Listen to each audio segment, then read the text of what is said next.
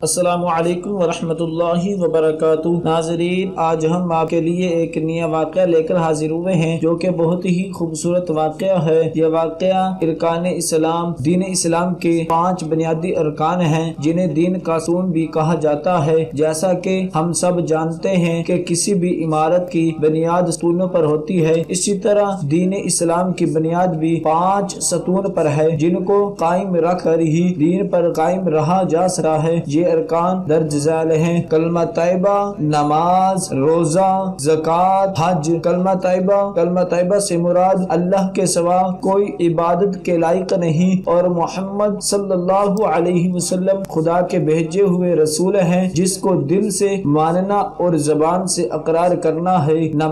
نماز خدا تعالی کی عبادت اور بندگی کرنے کا ایک خاص طریقہ ہے جو خدا تعالی نے قرآن مجید میں اور حضرت محمد صلی اللہ علیہ وسلم نے حدیثوں میں مسلمانوں کو سکھایا ہے۔ ہر مسلمان بالغ مرد و عورت پر روزانہ 5 وقت کی نماز پڑھنا فرض ہے، سوائے ان خواتین کے جنہیں حیض و نفاس کا خون آ رہا ہو۔ روزہ صبح صادق سے غروب آفتاب تک نیت کے ساتھ کچھ نہ کھانے پینے اور نفسانی خواہشات کو روک لینے کا نام روزہ ہے۔ زکوٰۃ، مال کے اس خاص حصے کو زکوٰۃ کہتے ہیں جس کو خدا کے حکم کے موافق فقیروں، محتاجوں وغیرہ کو دے کر انہیں مالک بنا دیا جائے۔ یوں سمجھے کہ نماز، روزہ بدنی عبادت ہے جبکہ زکوٰۃ مالی عبادت ہے۔ حج، ہر صاحب مال اور استطاعت رکھنے والے شخص پر حج فرض ہے۔ دعا ہے کہ اللہ تبارک و تعالی ہم سب کو ان 5 ارکان پر عمل کرنے کی توفیق عطا فرمائے۔ صدق اللہ العظیم۔